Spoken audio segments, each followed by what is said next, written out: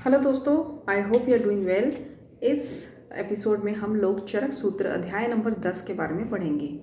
महाचतुष्पादी अध्याय। इसकी पहली लाइन है चतुष्पादम षोडश कला भेषजम इति। मतलब कि जो चतुष्पाद हैं वो 16 गुणों से युक्त हैं। चतुष्पाद में भेषज, द्रव्य, उपस्थाता एंड रोगी, ये 4 आते हैं। चारों के 4 गुण टोटल करके 16 गुण हो जाते हैं। तो चतुष्पाद षोडश कला भेषजमिति, ये श्लोक रखकर फिलिंग द ब्लैंक्स करके पूछ लेते हैं कि चतुष्पादम डैश भेषजम इति क्या आएगा। तो आएगा षोडश कला। और इसके अलावा चतुष्पाद की कितनी कलाएं होती हैं? 16, मतलब षोडश कला। और कलाओं से आप कंफ्यूज नहीं होंगे क्योंकि कलाएं वैसे 7 होती हैं, बट चतुष्पाद जहाँ वर्ड आ गया वहाँ पर 16 आएंगी। ठीक है।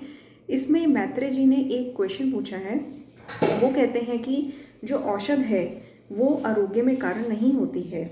उन्होंने इसको इस तरह से वर्णन किया है, प्रतिकुर्वन् सिद्ध्यम इति प्रतिकुर्वम् म्रियते। मतलब कि चिकित्सा से आरोग्य और मरण दोनों होता है। अप्रतिकुर्वम् सिद्ध्यम इति अप्रतिकुर्वम् म्रियते, मतलब चिकित्सा ना करने से भी आरोग्य प्राप्त होता है और मरण होता है। मतलब भेषज, भेषजम, भेषज अविनिष्टम इति, इसका मतलब है कि भेषज और अभेषज दोनों में फिर कोई फर्क ही नहीं है। अगर हम चिकित्सा कर रहे हैं तब भी आरोग्य प्राप्त होता है और तब भी मरण होता है, डेथ्स होती हैं लोगों की, पेशेंट्स की। और अगर हम चिकित्सा नहीं कर रहे तब भी आरोग्य प्राप्त होता है, तब भी मरण होता है। तो भेषज अभेषज में, चिकित्सा करने में या ना करने में कोई डिफरेंस ही नहीं रह गया। तो इसका आंसर आत्रेय पुनर्वसु कैसे देते हैं? न ही सर्वे व्याधि भवन्ते उपाय साध्या, मतलब कि सभी व्याधियाँ उपायों से साध्य नहीं होती हैं, और जो व्याधियाँ उपाय करने से साध्य होती हैं वो बिना उपाय के ठीक भी नहीं होती। मतलब बिना उपाय के वो ठीक नहीं होती हैं। ठीक है। और जो असाध्य व्याधियाँ होती हैं उनकी चिकित्सा उन्होंने नहीं कही है कि उनकी चिकित्सा नहीं करनी चाहिए। हमने पहले भी पढ़ा था कि असाध्य रोग को उपेक्षा करनी चाहिए। ठीक है। तो ये मैत्रेय की शंका कहाँ कही गई है? ये मैत्रेय की शंका चरक सूत्र अध्याय नंबर 10 में कही गई है। क्वेश्चन आ चुका है। ठीक है। और इसके अलावा एक श्लोक है कि परिचर्यकारिणो ही कुशल भवन्ति। ये आपको लर्न नहीं करने हैं, बट आपको मतलब पता होना चाहिए श्लोक का, ताकि आपको ये याद रहे कि ये श्लोक का रेफरेंस क्या है। तो परिचर्यकारिणो ही कुशल भवन्ति, इसका मतलब क्या होता है कि पहले परीक्षा करनी चाहिए, उसके बाद अपनी चिकित्सा स्टार्ट करनी चाहिए। इसके बाद एक क्वेश्चन और है कि साध्य असाध्य व्याधियों का वर्णन कहाँ दिया गया है? तो ये आंसर है कि इस चैप्टर में, चैप्टर नंबर 10 में साध्य असाध्य व्याधियों का वर्णन दिया गया है। और इसमें हम स्टार्ट करते हैं कि जो असाध्य रोग होते हैं उनकी चिकित्सा नहीं करनी चाहिए, क्योंकि अगर हम उनकी चिकित्सा करते हैं तो उसमें अर्थ, विद्या, यश की हानि होती है। ठीक है। और इससे आपके पास पेशेंट भी बहुत कम आएंगे। जब असाध्य रोग को आप ट्रीट करेंगे तो उसका रिजल्ट नहीं मिलेगा, तो आपके पास पेशेंट की भी हानि होगी। साध्य रोग 2 तरह के होते हैं, सुख साध्य, कृच साध्य। असाध्य रोग 2 तरह के होते हैं, यापे, अनुक्रम। ठीक है। और जो साध्य रोग होते हैं उसके 3 विकल्प बताए हैं। 3 विकल्प क्या हैं? जो साध्य रोग का एक विकल्प तो ये है कि वो अल्प उपाय से भी साध्य हो जाते हैं। दूसरा विकल्प है कि मध्यम उपाय से साध्य हो जाते हैं। तीसरा विकल्प है कि वो उत्कृष्ट उपाय से साध्य हो जाते हैं। तो 3 विकल्प है साध्य रोगों के, जबकि असाध्य रोगों के भेद हैं, 2 भेद, यापे, अनुक्रम, बट उसका विकल्प कोई भी नहीं है। ठीक है।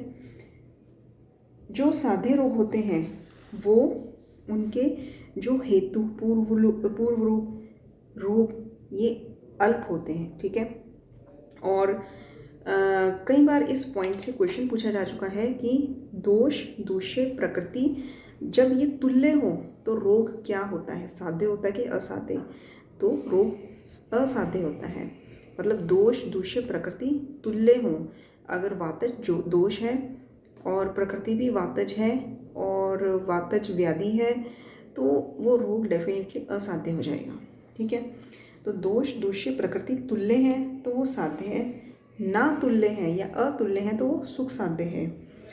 काल, गुण, देश ये भी अगर सेम ना हो देन सुख साध्य।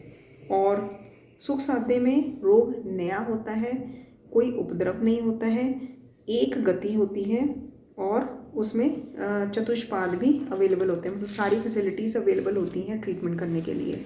ठीक है, इसमें एक्सेप्शन क्या है? एक्सेप्शन है कि ज्वरे तुल्य दोषत्वम, प्रमेह तुल्य दूष्यत्वम, रक्त गुल्मे पुराणत्वम। मतलब कि तो ये सुख साध्य लक्षण होते हैं इसके, कि हमने अगर कहा कि दोष दूष्य और जो प्रकृति है अगर वो तुल्य है तो रोग असाध्य होगा, अगर वो तुल्य नहीं है तो रोग सुख साध्य होगा। इसी तरह से जो इसका एक्सेप्शन आ जाता, एक्सेप्शन ये है कि जैसे कि जो ज्वर है उसमें तुल्य दोष और ऋतु, ठीक है, दोष और ऋतु तुल्य, मतलब कि दोष और ऋतु सेम होने पर भी वो सुख साध्य होता है। उसी तरह से जो प्रमेय है उसमें तुल्य दोष और दूषय, दोष कफ दूषय मेद, कफ और मेद सेम होने पर, ठीक है, दोष और दूषय तुल्य होने पर वो सुख साध्य होता है। तो ये एक्सेप्शंस हैं। और जो रक्तज गुल्म होता है वो पुराना होने पर, हमने बोला कि जो पुराना रोग है वो सुख साध्य नहीं होता, बट रक्तज गुल्म जो है वो पुराना होने पर सुख साध्य होता है। ऐसा मधुकोश कहते हैं, ऐसा अष्टांग संग्रह में आचार्य वाग्भट कहते हैं। तो ज्वरे तुल्य दोषत्वम, प्रमेय तुल्य दूष्यत्वम, रक्त गुल्मे पुराणत्वम। ठीक है, अब याद रखिए, जो सुख साध्य है वो एक दोषज होता है व्याधि, और कृच साध्य में द्विदोषज होता है, प्लस ना अति काल, ज़्यादा पुराना नहीं होता। लेकिन दीर्घकाल और द्विदोषज, जहाँ पे ये दोनों आ जाए, द से दीर्घकाल, द से द्विदोषज, तो रोग जो है वो याप्य होता है। मतलब उस केस में पेशेंट को रेगुलर ट्रीटमेंट पर ही रखना चाहिए। विदाउट ट्रीटमेंट वो मतलब कि ठीक नहीं रहता पेशेंट। ठीक है, तो वो ऑन रेगुलर ट्रीटमेंट पर ही वो पेशेंट चल सकता है। त्रिदोषज में अगर त्रिदोषज हो तो उसको अनुक्रम या प्रत्याख्य बोल देते हैं। और सुख साध्य में रोगों की एक गति होती है, रोग नया होता है, एक दोषज होता है। कृत साध्य में एक पथ वाला होता है, ना अति पूर्ण, ठीक है, चतुष्पाद, मतलब एक पथ वाला रोग होता है और चतुष्पाद भी पूर्ण नहीं होते, तो वो कृत साध्य होता है। और अगर रोग नया हो लेकिन द्विपथ हो तब भी कृत साध्य होता है। ठीक है, इसके बाद कृत साध्य में और क्या क्या फीचर्स बताए गए हैं व्याधि के, कि अगर मध्यम बल हो, हेतु पूर्व रूप का, तब भी कृत साध्य है। काल प्रकृति दूष्य किसी भी एक की समानता हो तब भी कृत साध्य होता है। और गर्भिणी वृद्ध बालक वो भी कृत साध्य होते हैं अगर रोगी हो जाए तो।